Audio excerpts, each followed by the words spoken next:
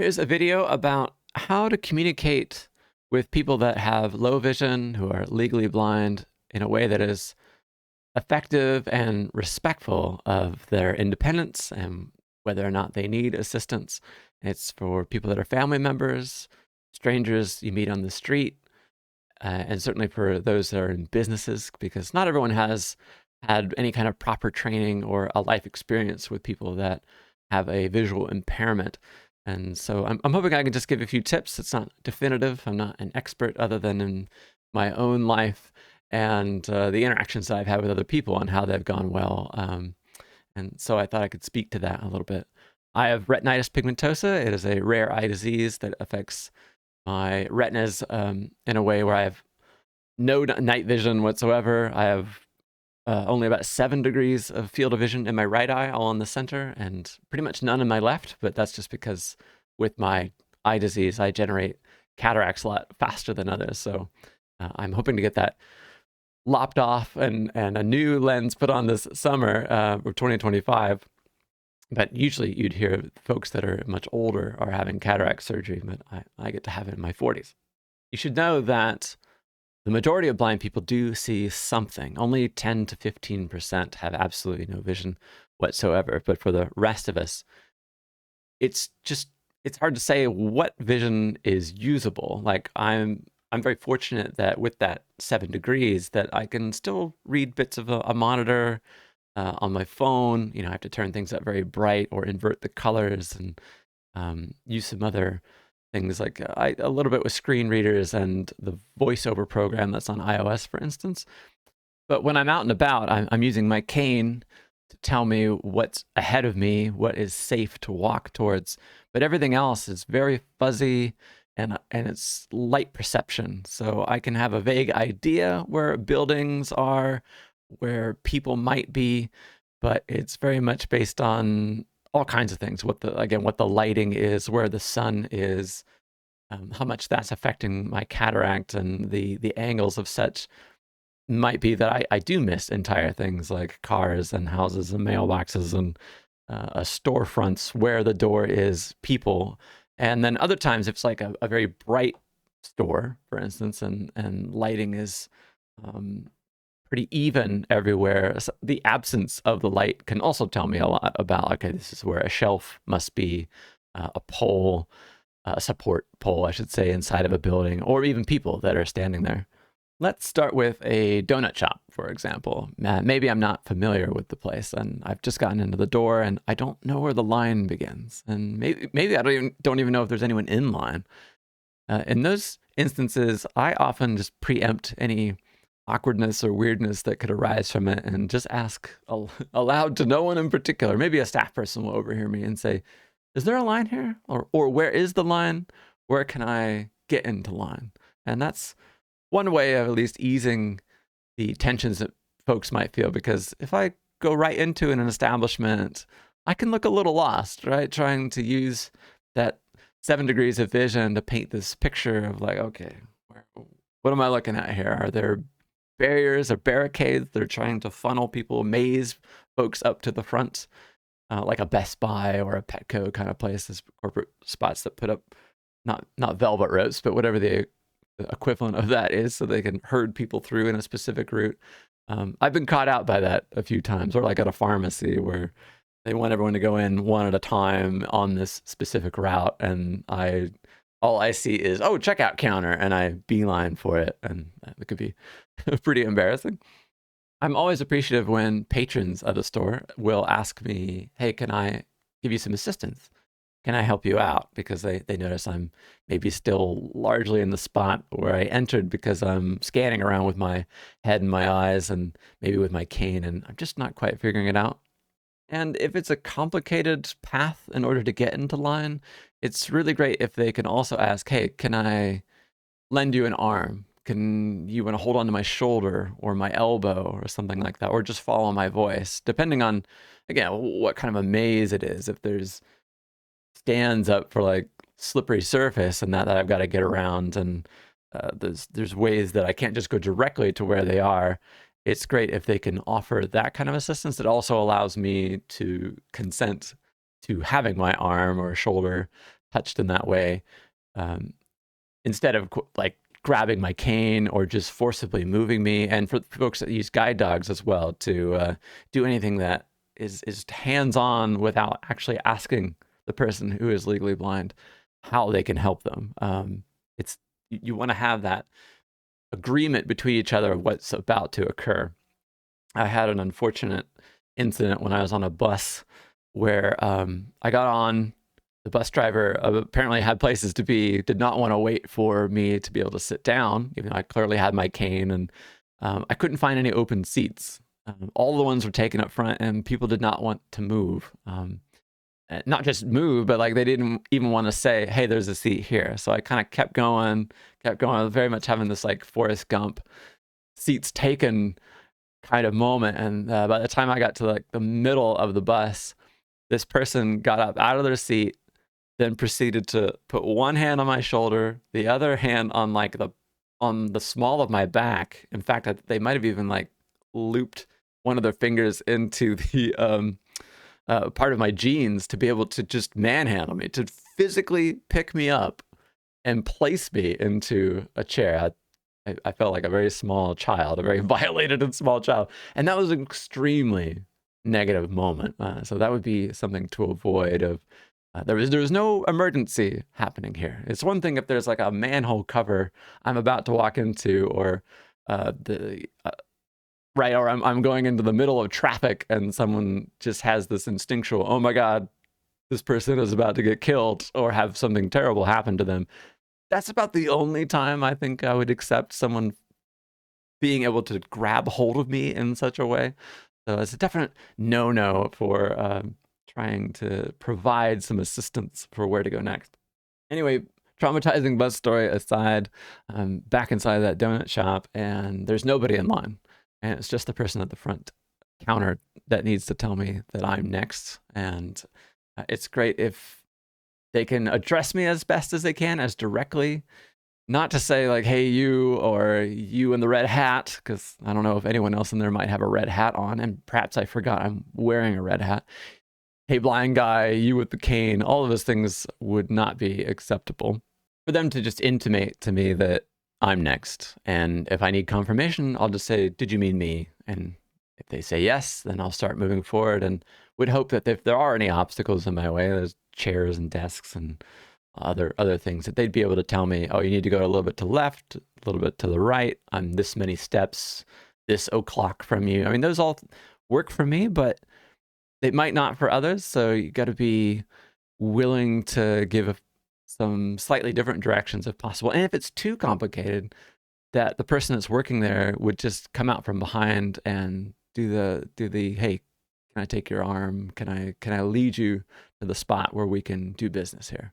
It's important to respect the person that you're talking to, though, especially if they have low vision, and that if they don't want your help, that you allow them that independence, because maybe they want to figure it out for themselves. And even if it is something that they're going to run into and could get frustrated by, if they said they didn't want to help, that you can't then just come over and forcibly do it for them, unless it's about to become dangerous or something, and that's a little bit different. But otherwise, if they just want to get to know your store a little bit better, they might have to whack a few objects with their cane to get a measure of the place and understand it. And if that's their way of, getting to to know the boundaries and where they have to go, then you have to let them do that.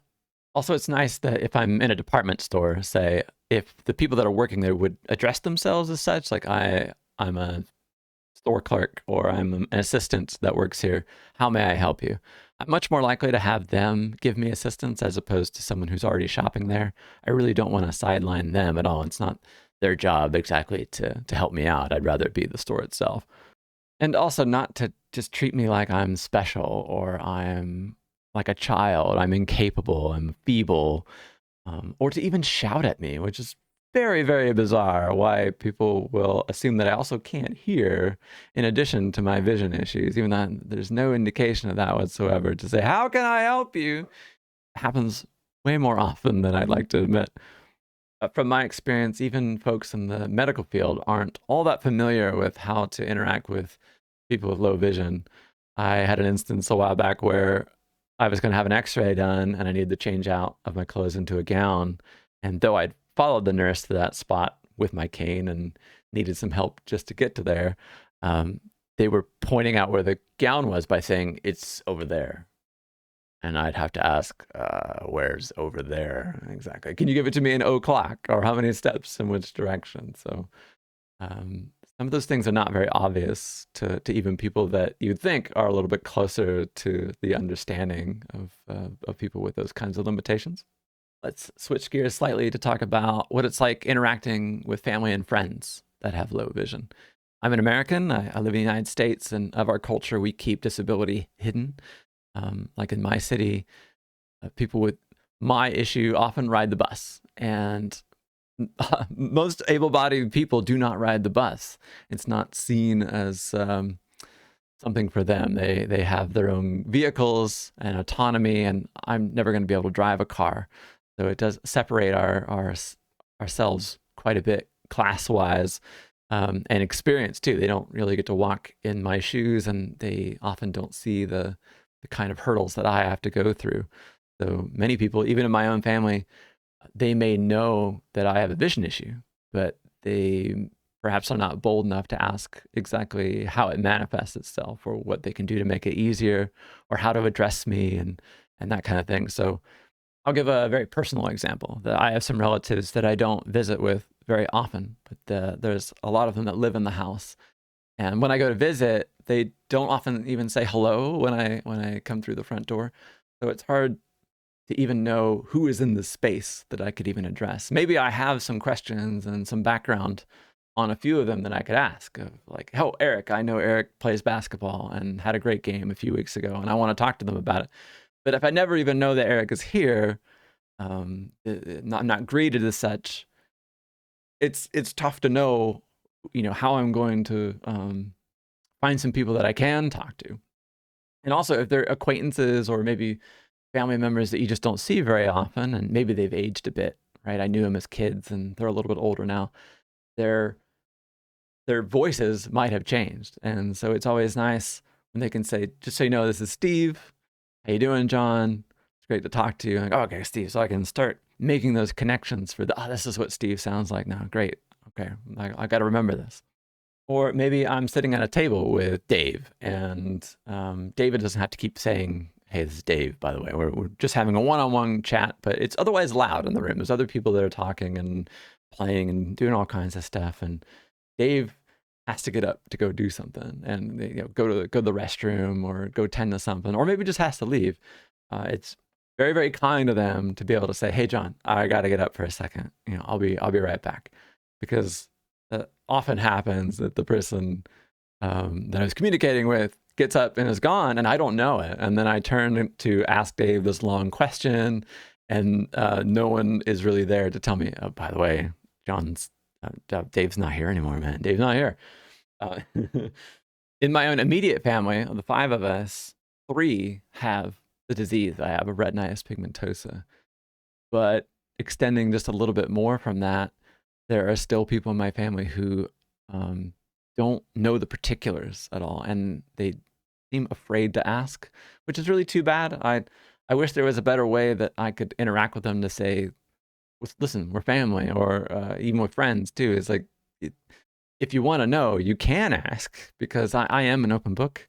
I like to tell people about what it's like and what I have to go through. It's good for me to share, as I'm doing with this video, and I know it will help them in their life, because they're going to have interactions with people with low vision, and those folks that they meet will know if they've already had someone in their life that is blind, because they will already have some skills, some tools of their own that they can utilize that will smooth over those interactions to start with, and for them to be able to ask me even all the dumb questions of the do's and don'ts without even watching this video, even, that I can illuminate that for them, because I'm family. I'm the shortcut to being able to understand, and difficult to offend me in that realm, especially if you're just ignorant of it. I would hope that everyone, even in the comments here, if you want to ask, to just give me a question and I'll tell you. I mean, sure, there are rude questions there are comments and jokes that people can make that maybe they haven't quite earned. You know, it's a very fine line there before you're friendly with somebody, and how much can I tease them a little bit, or can I make a comment about something about blindness? Then that's kind of between the friends exactly and what the relationship is like. My good friends, my closest friends, like they can pick on me a little bit about it because I know that they love me and that they do respect me, and I can take a gentle ribbing about it. But there are some jokes from people that maybe they haven't quite earned the right yet, if they're just acquaintances or they only know of who I am from streaming and something like that, and then they suddenly want to hit me with like a rude blind joke, thinking that, oh, John's gonna love these, you know. I'm like, well, if they knew me, they'd know that I don't like setup and punchline jokes in that way that are just like making fun of how to blind people go to the bathroom or something like that. Like, ugh, it makes me roll my eyes. But it takes a conversation. It takes knowing each other a bit more to know where the line is exactly. If I'm having a fun disagreement with someone about like I don't know, a livery on a Formula One car, right? And I think it looks good, and the other person doesn't like it. They think it's ugly. Say like the Ferrari for Miami in 2025 with way too much blue on it, shall we say? If their only way of telling me that I'm wrong is, what do you know? You're blind. Even my close friends, if they were to say it to me, I would be upset, because that's not even fun, not nor funny or on point, or that goes beyond teasing. That's just saying your opinion is invalid because you can't see, and they should know that's not true, because I'm commenting about how it looks in any regard. Obviously, I'm able to see some of it, and to discount me just because they know that I've got a visual impairment, like, that's not really fair. You know what I mean? Some things that I don't get offended by are just when people use the word see or look or blind in common everyday English speech. That's just the way our language is. Or blind crests, blind corners. I was with my partner at a bicycle shop, and the person helping us was looking at a screen, and they couldn't find something they were looking for. And you know, again, I'm standing there with my cane, pretty obvious. And they said, unironically, "Am I being blind right now? I can't find this order." And I laughed. And they were so locked in on looking at the screen, they didn't even notice what was happening or why I thought it was funny exactly. It just kind of came and went, basically. But it's so much a part of how we communicate with each other. For how can you see this, or I see what you're saying. I'm not the type of person that's going to stop you and go, I see what you're saying. Well, I can't see there. You know, that kind of thing is not going to bother me, and I don't think it's going to bother many people.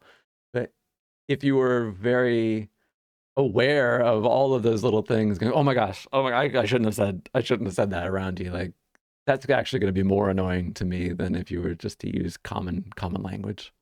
But here are some of the stranger examples that I've had. Many of them at grocery stores, because it's the major spot that I go to and from to get food, and I still like doing it on my own terms and walking there and carrying my groceries home.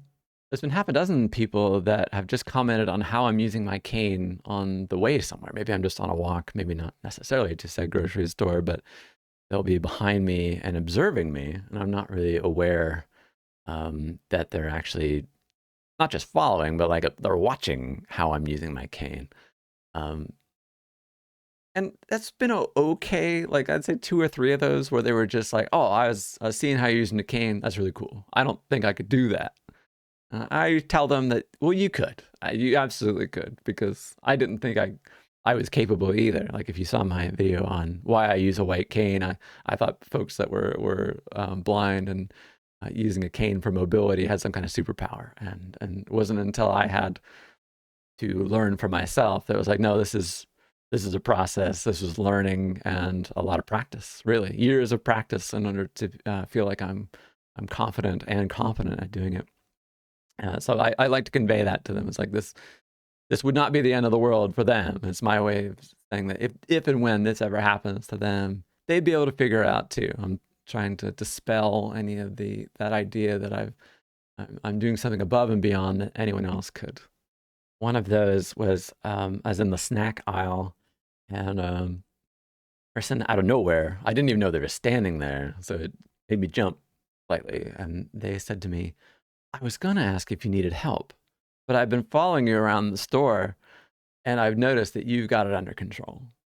Like, how creepy is that? Like, how long have you been following me? And yeah, I do have it under control, but like, you were just, you just appeared out of nowhere and then gave me this bit of information that I didn't really need. Thank you for telling me I'm doing a good job. I know that. I'll pat myself on the back later, but also how long were you following me? That was really, really strange.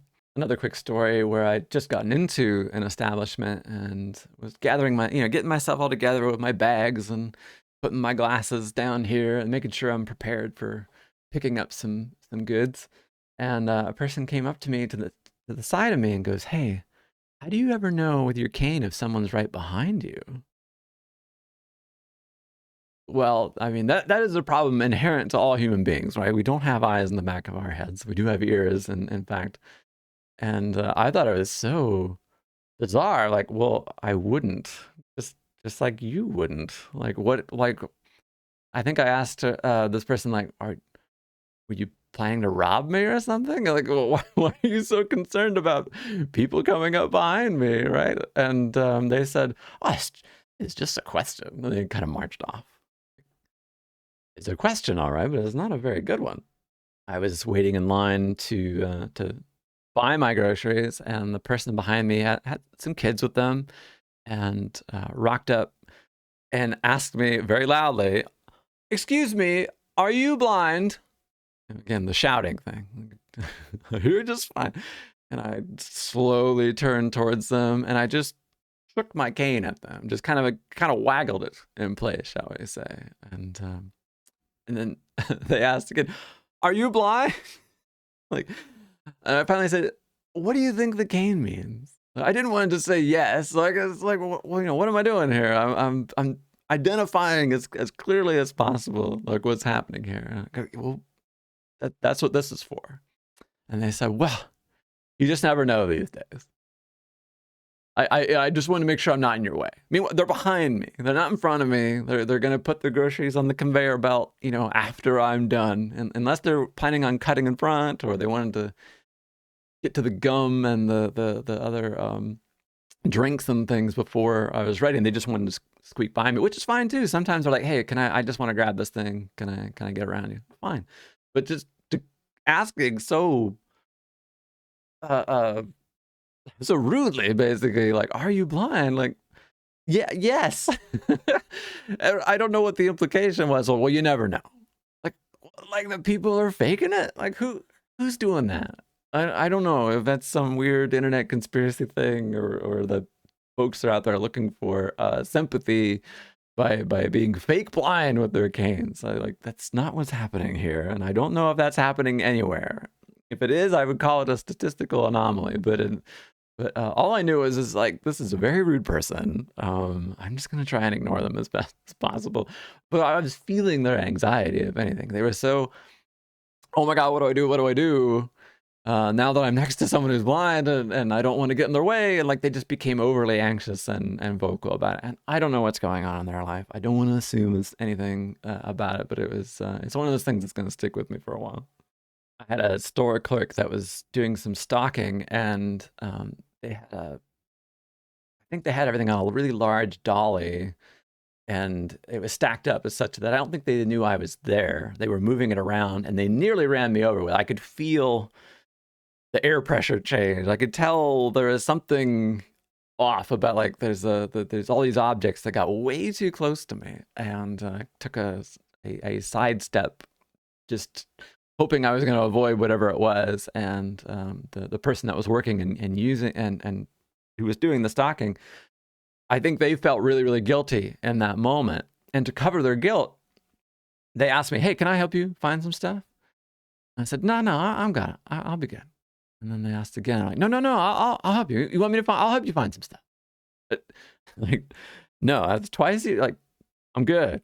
I'm good. And they asked a third time, and even asking twice is too much. If it's still, I'm gonna give them I'm gonna give him a break on 2, but 3 is a bit too much, and I was much more sharp with him at that point. Like, no, I've got it. You need to leave me alone. Like, but I was feeling their own internal pressure for the fact that they nearly hit me with something, in my opinion. You know, again, my observational skills are a bit down, but the fact that they were going above and beyond to try and help me made me think it at least gave me an inclination of what I thought was going on. But yeah, being asked that many times if they can help me rubbed me the wrong way.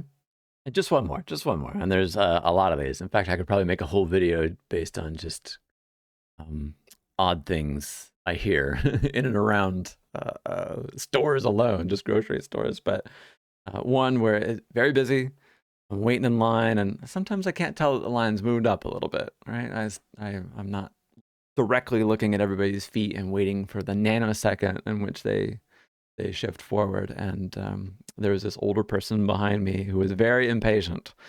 And when there was the slightest gap for me to move up, they're like, "Hey, you got to move up."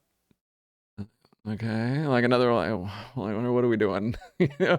Again, slowly I turn, and like, "Oh yeah," they go, "Yeah, move forward." Like, okay, well, I'm gonna take my time now that you're being so pushy about it, and so I slowly shuffle my feet, you know, in the zombie mode. Like, well, I don't want to stand out here in the middle. You know, I think I'm getting in people's way. I need you to move forward.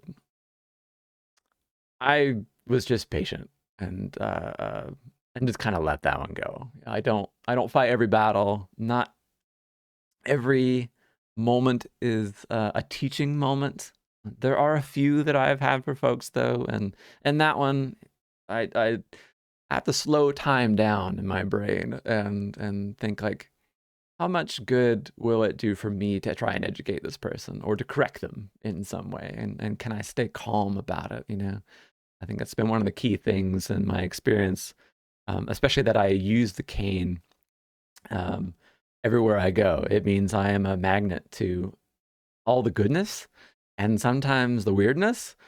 I've been fortunate not to experience a lot of negativity in that way. This person is one of the rare ones, and that person that asked me, "How do you see him when he's behind you?" Those are ones where you're like, what's wrong with you? And I don't think I've got enough time in that moment to get to the bottom of it. So I've had to learn to let it go.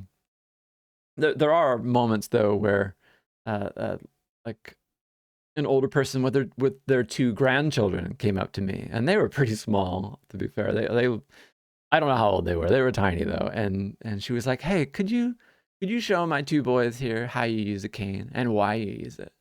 And those are the moments I really love,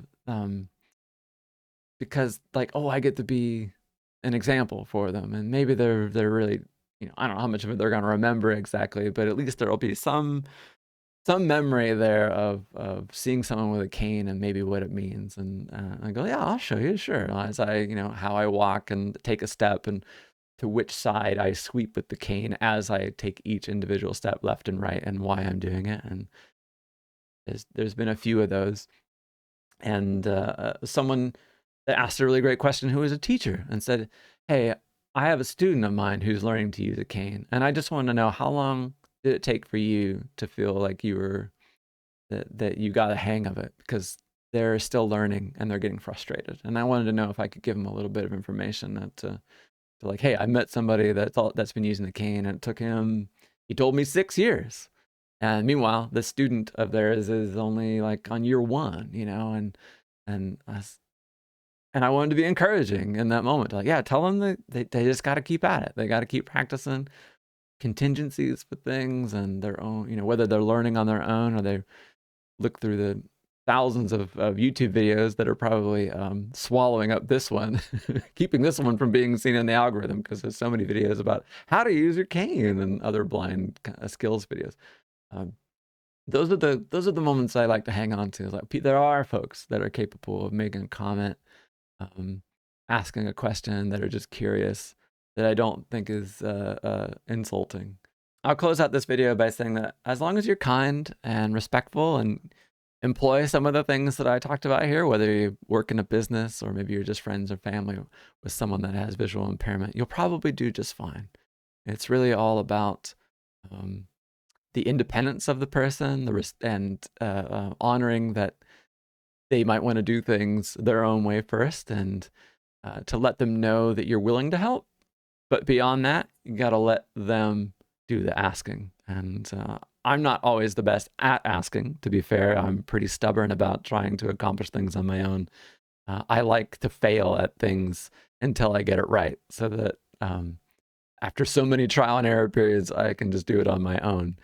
But knowing that someone wants to help and is just over there in case I need it is sometimes all I need to know, because once I've kind of struck out on my attempts, then I can go, all right, I can't find out where the bathroom is. Can you please tell me where it is, or something like that? And that will just be so much more meaningful for everyone involved. And beyond being able to just, maybe a certain circumstance where you're at a family gathering, or you've met an acquaintance, friend of a friend at a party, and they have a visual problem, and you can ask, hey, can I ask you some questions about your vision?